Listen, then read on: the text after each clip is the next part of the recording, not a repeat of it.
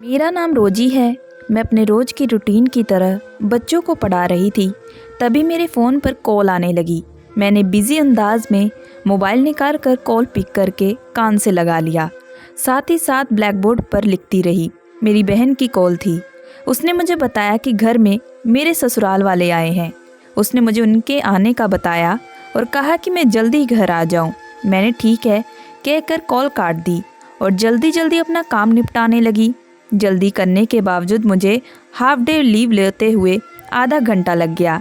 सड़क पर पहुंचते ही मैं जल्दी से रिक्शा पकड़ी और घर का एड्रेस बताकर चलने को कहा और खुद अपने मंगेतर को कॉल करने लगी। मगर हर बार की तरह इस बार भी मुझे मायूसी छाई हुई थी। पता नहीं मेरा मंगेतर ऐसा क्यों करता था। वह सच में ही कहीं बिजी हो जाता, न जाने क्या करता। पूछकर मेरी कॉल नहीं उठाता। इस बात का फैसला मैं आज तक नहीं कर पाई थी। 3-4 बार ट्राई करने के बाद मैंने मोबाइल बंद करके पर्स में डाल दिया। कुछ ही देर के बाद मैं अपने घर पहुंच चुकी थी। मैं बहुत खुशी खुशी ड्राइंग रूम में गई, मगर अगले ही पल मेरी सारी खुशी उड़न-छू हो गई। अब खुशी की जगह मायूसी छा गई। ज़बरदस्ती मुस्कुराते हुए सलाम करते हुए अंदर गई और फेक मुस्कुराहट के साथ जाकर अपनी सास के पास बैठ गई। मेरा मंगेतर आज भी नहीं आया था। न जाने उसे तंग करके क्या मिलता। उसका यह बिना वजह का एटीट्यूड मेरी समझ के बाहर होता जा रहा था। ना तो वह कभी कॉल पर बात करता और ना ही कभी मिलने आता। लड़की होने के बावजूद मैं उसे अपनी तरफ से कई बार बुला चुकी थी, मगर वह था कि उसे तो कोई परवाह ही नहीं थी। एक तरफ उसकी माँ और बहनें कहती थी कि वह मुझसे बहुत मोहब्बत करता है, लेकिन मुझे तो आज तक ऐसी कोई बात नज़र नहीं आई कि जिससे मैं मान लेती कि वह मुझसे मोहब्बत करता है।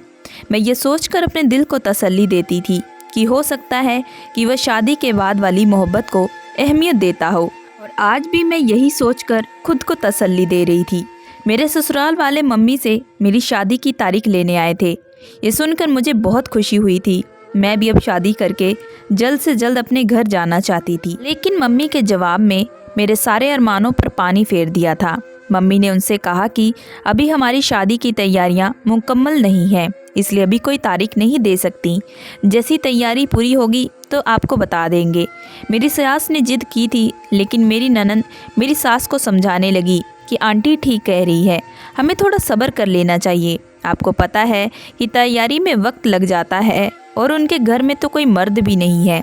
सारी तैयारियां इन्होंने अकेली ही करनी है, तो इसलिए हमें इनको समय देना चाहिए। ननंद की बातें सुनकर मुझे अंदाज़ा हो गया कि वह काफ़ी समझदार है। फिर चाय पीने के बाद वह वापस घर चले गए। उनके जाते ही मम्मी ने मेरे सामने हाथ जोड़ लिए और कहने लगी कि मुझे माफ़ कर दो, मगर मैं मजबूर हूँ। तुम्हारे सिवा और कोई नहीं है कमाने वाला। अगर तुम्हारी शादी भी जल्द कर दूँगी तो घर कौन चलाएगा। प्लीज़ मेरी मजबूरी को समझने की कोशिश करो। मैं मम्मी की बातें सुनकर उनके गले लग गई। ठीक ही तो कह रही थी। अगर 1 साल और इंतज़ार कर लेती तो मेरी छोटी बहन की ग्रेजुएशन हो जाती। उसके बाद उसे मैं अपने साथी टीचर की जॉब पर लगवा देती। मैं भी 4 साल से स्कूल में जॉब कर रही थी। खैर, मैंने मम्मी को तसल्ली दी और उनसे कहा कि कोई बात नहीं मम्मी, मैं इंतज़ार कर लूँगी, और वैसे भी कौन सा मेरी उम्र निकले जा रही है। अभी सिर्फ 22 साल की तो हुई हूँ। 1 साल इंतज़ार करने से भला मैं कौन सा बूढ़ी हो जाती। बर्तन धोने के बाद मैं कमरे में आ गई। जैसे ही दरवाज़ा खोलकर अंदर गई, मेरी बहन एकदम डर कर उछली थी। मैंने हैरानगी से उसे देखा। उसे आजकल बहुत ही ज़्यादा दौरे पड़ रहे थे। मैं बैठे बैठे चौंक जाती और अक्सर घबराई सी रहती थी। मैं पिछले कई दिनों से उसका ये सब व्यवहार नोट कर रही थी और उसकी यूँ डरने की वजह जानना चाहती थी। मैंने उससे पूछा कि तो उसके चेहरे की हवाइयाँ उड़ी हुई थी। मेरे सवाल करने पर उसने बड़ी मुश्किल से खुद को संभाला था और फिर कहा, दीदी मैं डरावनी कहानियाँ पढ़ रही थी, इसलिए मैं आजकल थोड़ा डर जाती हूँ। यह सुनकर मैं थोड़ा चुप हो गई, लेकिन उसकी जब मैं आंखें देख रही थी, जिस तरह वह हकलाते हुए उसने जवाब दिया था, उसकी आंखें और उसकी जुबान उसका साथ बिल्कुल भी नहीं दे रही थी। जरूर वह मुझसे कोई ना कोई बात छुपा रही थी। मगर उस वक्त मैं बहुत थकी थी और मैंने कुछ भी ना पूछा और फ्रेश होने वॉशरूम चली गई। दिन गुजरते जा रहे थे। एक दिन मैं स्कूल के स्टाफ रूम में बैठी हुई कॉपी चेक कर रही थी। उस दिन सभी बच्चों की कॉपी चेक कर रही थी। मुझे सारे बच्चे की कॉपी आज ही पूरी करनी थी। स्कूल में जाने से पहले मैंने अपना फ़ोन साइलेंट कर दिया। 2-3 घंटे के बाद कॉपी चेक करने के बाद स्टाफ रूम से बाहर आई तो रिसेप्शन ने मुझे बताया कि तुम्हारी मम्मी की 2-3 कॉल्स आई हैं और तुम्हारी मम्मी तुम्हारी बहन को लेकर यहाँ पर आई भी थी और वह बहुत रो रही थी, लेकिन आपने डिस्टर्ब करने को मना किया था, इसलिए बताया नहीं। उनकी बातें सुनकर मैं बहुत ज़्यादा परेशान हो गई। मम्मी को क्या हुआ था? मैंने फ़ौरन अपने बैग से मोबाइल निकाला जहाँ मम्मी की बहुत सारी कॉल आई थी। मैंने फ़ौरन मम्मी को कॉल मिलाई जो पहले ही बेल पर उठा ली। मम्मी बहुत ज़्यादा रो रही थी। मैं बहुत परेशान हो गई। मैंने मम्मी से पूछा कि क्या हुआ, तो मम्मी ने रोते हुए मुझे घर आने को कहा।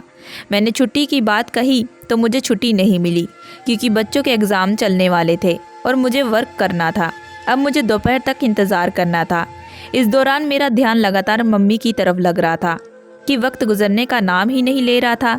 जैसे तैसे छुट्टी हुई, मैंने बिना देरी किए सीधी घर पहुंची जहां मेरी बहन के कमरे में उसकी चीखने की आवाज़ें आ रही थी। मेरा दिल दहल रहा था। मैं फ़ौरन से उसके कमरे में भागी। सामने का मंजर देखते ही मेरे पैरों तले ज़मीन निकल गई। मेरे सामने ही मेरी मम्मी बहन को बहुत ज़्यादा मार रही थी। मैंने जल्दी से जाकर बहन को मम्मी से छुड़वाया और पूछा कि ये सब क्या हो रहा है। तब मम्मी कहने लगी, इसी से पूछो, इतनी सी उम्र में यह मुंह काला करके आई है, कहीं मुंह दिखाने के लायक नहीं छोड़ा। मैं लोगों को अब क्या जवाब दूंगी। मम्मी की बातें सुनकर जैसे मेरे सर पर आसमान टूट पड़ा था।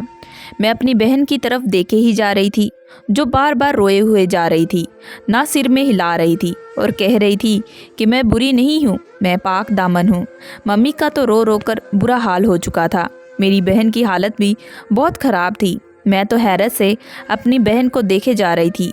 मुझे अपने कानों पर यकीन नहीं आ रहा था कि जो कुछ मैंने सुना वह सच है या फिर धोखा। मैं सब कुछ झुठला देती, मगर जो कुछ मेरी आंखें देख रही थी वह कैसे झुठलाती। ये कोई सपना या फिर मेरा वहम नहीं था, यह हकीकत थी। यह एक सैलाब था जो हमारी ज़िंदगी में घुल चुका था और अब न जाने यह सैलाब हमारी ज़िंदगी में कौन कौन सा तूफ़ान लेकर आने वाला था। मेरा नाम रोजी है और मेरी उम्र 26 साल है। मैं यूपी के एक छोटे से शहर में रहती हूँ। पिछले 4 साल से मैं अकेली रह रही हूँ। कभी भी मेरी फैमिली थी जिस पर मैं नाज करती थी, जान छिड़कती थी, मगर मेरी एक लापरवाही की वजह से मैं अपनी फैमिली को खो चुकी थी। कभी कभी हालात ऐसे सख्त हो जाते हैं जो आपके बस में नहीं रहते। अगर आप कोई भी चीज़ सही करना चाह रहे हैं तो वह आपसे गलत हो जाती है। ऐसे में हालात आपके खिलाफ ही होते हैं और ऐसे में अपनों की बहुत ज़रूरत पड़ती है और हमें भी अपनों की ज़रूरत होती है। मगर ऐसी हालत में जब अपने ही साथ छोड़ जाएं तो फिर कोई भी गिला नहीं किया जा सकता। मेरी कहानी भी कुछ ऐसी ही है। मैं 4 साल की थी जब मम्मी पापा अलग हो गए। मम्मी किसी और को पसंद करती थी, लेकिन नाना ने ज़बरदस्ती उनकी शादी मेरे पापा से करवा दी। सभी का यही ख्याल था कि मम्मी शादी के बाद सब कुछ भूल जाएगी, मगर मम्मी कुछ भी ना भूली थी, बल्कि चोरी छुपे वह अपने आशिक के साथ ताल्लुक़ बनाए रखती थी। मेरे पैदा होने के बाद भी मम्मी को कोई असर ना हुआ। मेरे पैदा होने के बाद भी वह मेरा बिल्कुल भी देखभाल नहीं करती, मुझ पर बिल्कुल ध्यान नहीं रखती, बस मुझे एक जगह छोड़कर इधर उधर लगी रहती। उन्हें मेरे रोने या हंसने से कोई भी परवाह नहीं थी। वह तो शुक्र था मेरी चाची का उस घर में मौजूद थी, जो मुझे 1 मिनट के लिए भी रोता हुआ देखकर बर्दाश्त नहीं कर पाती और मुझे उठाकर अपने साथ ले जाती। एक माँ की तरह उन्होंने मेरा देखभाल किया। पापा मम्मी की सारी हरकतों को जानते थे। उन्होंने कई बार मम्मी को समझाने की बहुत बार कोशिश की, मगर मम्मी ने पापा के साथ रहना नहीं चाहा, बस मौका ढूंढ रही थी। फिर एक दिन उन्हें मौका मिल ही गया। उसी रात पापा किसी ज़रूरी काम से फंस गए और थोड़ी देर से घर वापस आए तब मम्मी पापा के सामने खड़ी हो गई और चिल्ला चिल्ला कर पापा के ऊपर इल्ज़ाम लगाने लगी। पापा ने खुद पर बहुत कंट्रोल किया, मगर शायद अब सब खत्म हो चुका था। पापा की सारी बर्दाश्त अब जवाब दे चुकी थी। तभी पापा ने खड़े खड़े ही अब मम्मी को तलाक दे दी। मम्मी तो जैसे पहले से ही इस चीज़ के लिए तैयार बैठी थी। उन्होंने अपना सामान पैक किया और हमें छोड़कर एकदम घर से चली गई। उनके इस फैसले से वह दोनों तो बहुत सुकून में आ गए थे, मगर वह नहीं जानते थे कि उनका यह फैसला मेरी ज़िंदगी पर कितना बुरा असर डालेगा। मेरी सारी जिम्मेदारी अब चाची पर आ गई थी, जिसकी वजह से चाची की अपनी ज़िंदगी डिस्टर्ब हो रही थी। 3 साल के बाद पापा ने एक तलाकशुदा औरत से दूसरी शादी कर ली, जिसके पति ने शादी के 6 महीने बाद ही उसे तलाक दे दी थी। शुरू में उनके पास जाने से मुझे बहुत डर लगता था, क्योंकि मैंने स्कूल में जो स्टेप मदर के बारे में जो कुछ सुना था वह सब अच्छा नहीं था। मगर वो औरत बहुत समझदार और सुलझी हुई औरत थी। कुछ ही दिनों में उसने मेरे दिल में अपनी जगह बना ली और मैं उसे मम्मी बुलाने लगी। मेरी और मम्मी की अच्छी खासी बॉन्डिंग हो गई थी। चाचा अब शहर के बाहर रहते थे। उन्होंने चाची और बच्चों को भी अपने पास बुला लिया। अब घर में सिर्फ मैं और मम्मी पापा रहते थे। अगले साल ही मेरी छोटी बहन हुई थी। उनके आ जाने से जैसे हमारी ज़िंदगी पूरी हो गई। सब कुछ हंसी खुशी गुजर रहा था। एक दिन हमारी ज़िंदगी में तूफ़ान आया जो हमारा सब कुछ बहा कर ले गया। उस वक्त मेरी छोटी बहन सिर्फ 2 साल की थी और मैं 10 साल की थी जब पापा को हार्ट अटैक आ गया। पापा मौके पर ही मर गए और हमारी ज़िंदगी को वीरान कर गए। सभी मेरी मम्मी को मनहूस कह रहे थे और बुरे काम वाली कह रहे थे, जो पहले अपनी एक शादी ना निभा पाई और अब दूसरी शादी में अपने पति को खा गई। अब लोगों ने हमारा जीना मुश्किल कर दिया। ऊपर से चाचा से भी कोई बात नहीं हो रही थी। आखिर मजबूरन मम्मी को वह घर बेचना पड़ा और हम लोग वहाँ से एक गांव से दूसरे गांव चले गए।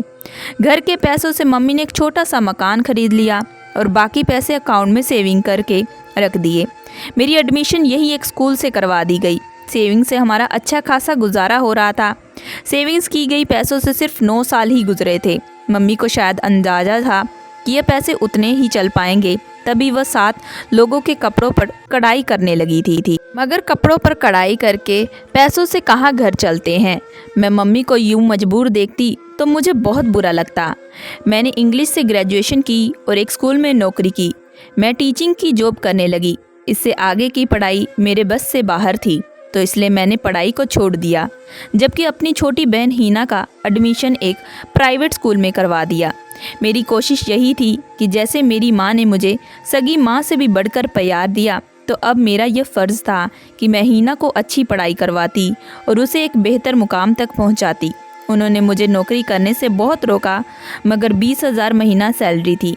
अगर मैं उसे उस समय मम्मी की बातों में आकर छोड़ देती तो इतनी अच्छी जॉब मुझे दोबारा कहीं मिलने वाली नहीं थी। फिर वक्त अपनी रफ्तार के साथ आगे बढ़ता गया और जब मैं 21 साल की हुई तो मेरा रिश्ता आया। छोटा सा खानदान था। एक बहन का इकलौता भाई था। बहन की शादी हो गई थी। अब घर में उसके माता पिता और वो खुद था।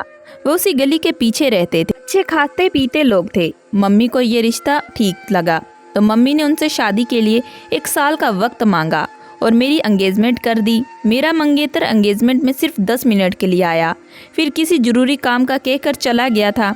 मेरी ननंद के जरिए हमारे नंबर भी एक्सचेंज हो गए थे, मगर मेरे मंगेतर ने मुझे खुद से कभी भी कॉल नहीं की। शुरू में मुझे यह बात ज़्यादा महसूस नहीं हुई, लेकिन अब मुझे मेरे मंगेतर का इग्नोर करना मुझे बहुत बुरा लगता था, मगर मैं बर्दाश्त कर जाती। कर भी क्या कर सकती थी। उन लोगों को दिया गया वक्त पूरा हो चुका था। वह लोग शादी की तारीख रखने आए थे और मम्मी ने कुछ समय और मांग लिया। इस पर मेरे मंगेतर ने कोई भी रिएक्ट नहीं किया था। मेरी बहन अब 9th क्लास में थी और वह 13 साल की थी। मैं और मम्मी उसका बहुत ख्याल रखती, उसकी हर ख्वाहिश को पूरा करती। हमने उसे कभी भी कोई चीज़ की कमी महसूस नहीं होने दी। वह बहुत लाडली थी, मगर जो मैंने आज उस खबर सुनी वह मुझे समझ में नहीं आ रहा था कि मैं क्या करूं, रिएक्ट करूं। न जाने हमारी परवरिश में कहाँ कमी रह गई थी, हमसे कहाँ भूल हो गई थी जो उसने इतना बड़ा कदम उठा लिया। मम्मी ने मुझ पर जो धमाका किया था, बहुत देर तक मैं अपने होश में नहीं रही।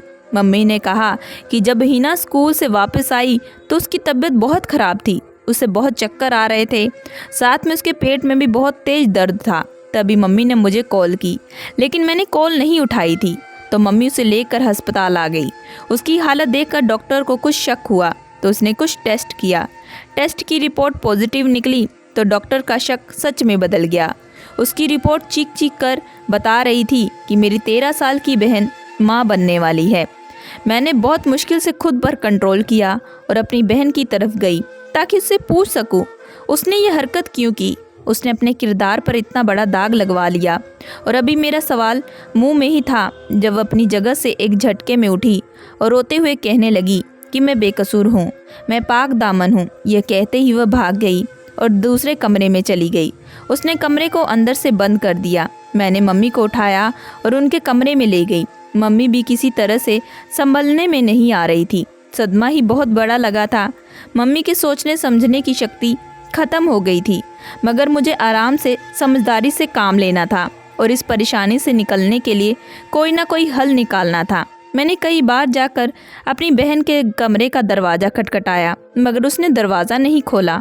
मैं उससे पूछना चाहती थी कि उसके साथ किसने जुल्म किया या फिर वह खुद ही, लेकिन एक इतनी छोटी सी बच्ची ऐसा कैसे कर सकती है, यह मेरी समझ से बाहर था। थक हार कर मैं अपने कमरे में आ गई। अगली सुबह मेरे उठने से पहले ही वह स्कूल जा चुकी थी। मैं भी मम्मी को रिलैक्स रहने का बोला और स्कूल चली गई। पूरा दिन मेरा दिमाग बहुत ख़राब रहा। बदनामी का डर सर पर चढ़कर बोल रहा था। मैंने अपनी एक कलीग को मसला बताया तो उसने मुझसे कहा कि अभी अभी तो शुरुआत है, तुम अपनी बहन का अबॉर्शन करवा सकती हो। मैंने ये घर जाकर मम्मी से और बहन से बात की, मगर मेरी बहन एकदम अकड़ गई। वह किसी तौर पर ऐसा नहीं करना चाहती थी। उसे ना तो बदनामी का डर था और ना ही अपने किरदार पर लगे दाग का, बल्कि वह तो बहुत सुकून से बैठी थी, जैसे कुछ हुआ ही ना हो। मगर मैं तो सुकून में नहीं थी। अगर मेरे ससुराल वालों को इस चीज़ की भनक भी पड़ जाती तो वह रिश्ता ख़त्म करने के लिए एक सेकंड की देरी भी ना लगाते। मुझे कुछ भी करके इस झंझट को ख़त्म करना ही था, क्योंकि यह सिवाय हमारे लिए बदनामी के कुछ ना था। जितना इस मसले को बढ़ाया जाता उतना ही हमारे लिए यह मुश्किल पैदा होता, क्योंकि मेरी बहन की तबीयत अब गिरती ही जा रही थी। उसकी बदलती हुई पीली रंगत किसी को भी शक में डाल सकती थी। इसलिए मम्मी ने उसका स्कूल छुड़वा दिया। वह पूरी तरीके से कमरे में बंद होकर रह गई। मैंने हर तरह से कोशिश की, करके देख ली कि वह किसी भी तरह यह दाग मिटा दे, लेकिन वह राजी नहीं हुई। मैं किचन में खड़ी दूध गर्म कर रही थी, तो दूध गर्म करके मैंने गिलास में डाला और अपनी जेब से एक छोटी सी शीशी निकाली। उस शीशी में अबॉर्शन की दवाई थी। वह शीशी खोली और दवाई गिलास में मिलाने लगी। मेरे हाथ कांप रहे थे कि मैं किसी की जान लेने जा रही थी, लेकिन यह समय मैं उसके लिए भले के लिए कर रही थी। मैं अपनी बहन को यूं अपनी आंखों के सामने उसकी ज़िंदगी बर्बाद करते हुए नहीं देख सकती थी। अभी वह खुद बच्ची तो है, तो वह बच्चा कैसे संभालती, वह भी एक नाजायज औलाद का। लोग तो उसको ताने दे देकर मार ही डालेंगे। दुनिया ऐसी औरत को कहाँ जीने देती है। यह तो औरत भी ना थी। मैं उसे खुद पर इतना बड़ा जुल्म नहीं करने दे सकती थी। इसलिए मैंने दवाई मिला दी कि ऐसे सांप भी मर जाएगा और लाठी भी नहीं टूटेगी। दवाई गिलास में मिलाने के बाद मैंने शीशी बंद करके दोबारा जेब में डाली। फिर चम्मच लेकर दूध में अच्छी तरह में दवाई मिक्स कर दी। दूध का गिलास लेकर मैं अपनी बहन के कमरे की तरफ जाने लगी। मैं सोच रही थी कि जो काम मैं कर रही हूँ वह गलत है, मगर मेरी नीयत गलत नहीं थी। मैं तो बस इस परेशानी से छुटकारा चाहती थी, ताकि हम सब पहले की तरह सुकून से ज़िंदगी गुजार सके। मैं उसके कमरे में गई तो वह बेड पर लेटी हुई थी। मैंने उसे जाकर दूध दिया और कहा कि इसे पी लो, मैंने अभी गर्म किया है। वह मेरे हाथ से लेकर दूध पीने लगी और अजीब सी नज़रों से मुझे देखने लगी। वह बहुत गौर से मेरी तरफ देख रही थी। मुझे उसकी नज़रों से डर लगने लगा। मैं उठकर अपने कमरे में आ गई। अब रोज़ मैं उस दूध के जरिए दवाई की एक डोज देने लगी। एक हफ्ते में उसका नतीजा मिलना शुरू हो गया। हालांकि दवाई की पहली बार में ही मिलना शुरू हो जाना चाहिए था, मगर शायद हल्की डोज की वजह से इतना वक्त लग गया था। उस दिन भी मैंने उसी दूध में दवाई मिलाकर दी और सोने के लिए अपने कमरे में आ गई। सुबह मैं उठ के स्कूल चली गई। स्कूल में जल्दी गई थी क्योंकि हमारी टीचर पेरेंट्स मीटिंग थी, जिसकी हमारी तैयारी करनी थी। मैंने अपनी डायरी तैयार नहीं की थी, जिसकी वजह से मैं जल्दी चली गई। इस बात से अनजान थी कि मेरे पीछे घर में क्या होगा। उस दिन टीचर पेरेंट्स मीटिंग थी, तो इसलिए सब टीचर का फ़ोन लेकर ऑफ कर दिया गया। हम तकरीबन पूरा दिन बहुत बिजी रहे। 12 बजे मीटिंग ख़त्म हुई तो मैं घर पहुंची। रात भी नहीं सो पाई थी बहन की टेंशन की वजह से, इसलिए नींद से मेरा बहुत बुरा हाल था। मैंने ऐसे ही मोबाइल लेकर बैग में डाल दिया और ऑन भी नहीं किया। घर पहुंची तो पूरे तरीके से सन्नाटा था। मुझे एकदम से परेशानी हुई। उस वक्त तो मम्मी और मेरी छोटी बहन थी और उनकी आवाज़ बाहर तक आ रही थी। मम्मी की सिसक कर बार बार रोने की आवाज़ मुझे पता दे रही थी। मैं धड़कते दिल के साथ अंदर गई। अंदर मम्मी को लूटे फूटे हाल में देखकर मेरी नींद एकदम उड़ गई। फ़ौरन भागकर मम्मी के पास गई। मम्मी ज़ोर ज़ोर से रो रही थी। जब मम्मी थोड़ी संभली तो मैंने पूछा। अगले ही पल मम्मी ने मेरे मुँह पर थप्पड़ मारा और फिर मम्मी की अगली बात ने मेरे पैरों तले ज़मीन खींच ली। मम्मी ने कहा मैं कैसी पत्थर दिल हूँ, मैंने अपनी बहन की जान ले ली। मैं हैरत से मम्मी की बात सुन रही थी। मम्मी मुझे कहने लगी कि तुम्हें शर्म नहीं आई, तुमने मेरे बच्चे की जान ले ली। मैंने तुम्हें तो माँ से बढ़कर प्यार किया था, तुमने मेरे बच्ची को ही मार दिया। मेरी तुमसे क्या दुश्मनी थी। मैंने सफाई में कुछ कहने की कोशिश की, लेकिन मम्मी ने मेरी कोई भी बात नहीं सुनी। मैं चुपचाप खड़ी मम्मी के इल्ज़ाम सुनती रही। मम्मी सही तो कह रही थी। मेरी दी गई दवाई की वजह से ही मेरी बहन मर गई, क्योंकि वह खुद भी बच्ची थी और दवाई को बर्दाश्त नहीं कर पाई और ज़िंदगी की बाजी हार गई। मम्मी ने मुझे मेरी बहन तक जनाजा तक ना देखने दिया। थोड़ी देर में मेरे ससुराल वाले पहुंच चुके। सबको यही बताया कि छिपकली वाला दूध पीने की वजह से, जहर की वजह से मेरी बहन की मौत हुई। हकीकत सिर्फ मैं और मम्मी ही जानते थे। कुछ देर बाद मेरी बहन को दफना दिया और मुझे मेरी बहन की आखिरी दीदार से भी महरूम कर दिया गया। खैर, जिंदगी फिर अपने रूटीन पर आ गई। इसी बीच मैंने मम्मी को मनाने की पूरी कोशिश की। दिन रात मेरी बहन मेरे सपने में आती और मुझे अपनी जान का हिसाब मांगती। शुरू में अपना वहम समझकर भूल गई, मगर अब मुझे सच में ख्वाब आने लगे। तो मैंने फैसला किया कि थोड़े दिन के लिए मैं यहाँ से दूर चली जाती हूँ। जगह चेंजिंग की वजह से मम्मी भी अपने आप को थोड़ी सही महसूस करेगी। मैं उन सपनों की वजह से एक पल भी नहीं सो पाती थी। जाग कर मेरी तबीयत खराब हो गई। हो सकता था कि जगह की चेंजिंग से सेहत पर अच्छा असर पड़ता।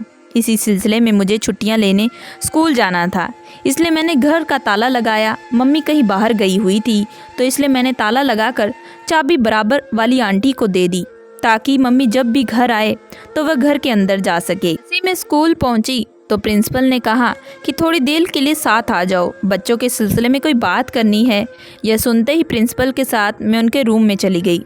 फिर वहाँ मुझे अपनी तबीयत थोड़ी ठीक नहीं लगी, तो मैं खुद को दिखाने के लिए अस्पताल आ गई। जब मैं अस्पताल पहुंची तो मैंने देखा कि वहाँ पर बेड पर पड़ी कम उम्र लड़की कोई और नहीं बल्कि मेरी खुद की बहन थी, जो दर्द से कर्रा रही थी। मैंने खुद को गिरने से बचाने के लिए बेड का सहारा लिया। मेरी मम्मी डॉक्टर के सामने हाथ जोड़ कर रो रही थी। मेरी बहन को बचाने के लिए दरख्वास्त कर रही थी। मैं पीछे थी, इसलिए वह मुझे देख नहीं सकी। खैर, मम्मी को लेबर रूम से बाहर निकालकर डॉक्टर ने चेकअप शुरू किया। फ़ौरन ही बहन को ऑपरेशन थिएटर में ले गए। 1 घंटे ऑपरेशन के बाद मेरी बहन से निकलने वाला मेरे हाथ में था। वह कोई बच्चा नहीं था, बल्कि एक रसोली थी, बल्कि रसोली का गुच्छा था, जिसने मेरी बहन का पेट फूलकर बड़ा कर दिया। डॉक्टर ने कहा कि यह बच्ची एक बार मेरे पास आई थी, तब भी मुझे इस पर रसोली का शक था। मैंने इसके टेस्ट भी किए और इसकी रिपोर्ट रखकर इमरजेंसी केस में चली गई। वापस आई तो इसकी माँ गलती से इसकी जगह किसी और की रिपोर्ट ले गई और गलत प्रेगनेंसी की रिपोर्ट थी। काश ये पहले आ जाती तो इसे आज इतनी तकलीफ़ बर्दाश्त ना करनी पड़ती।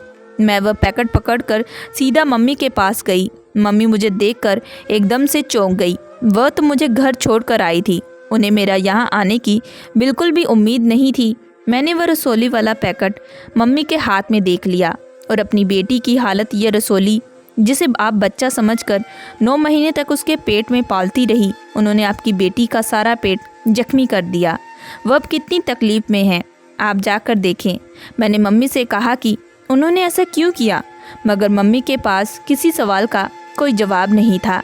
शायद उन्हें मुझ पर शक था कि मैं उनकी बेटी को मार दूंगी और खुद ही अपनी बेटी की मौत का ड्रामा करके मुझे उससे दूर कर दिया। और एक मैं थी जो पिछले इतने महीनों से इस बोझ तले सो नहीं सकी।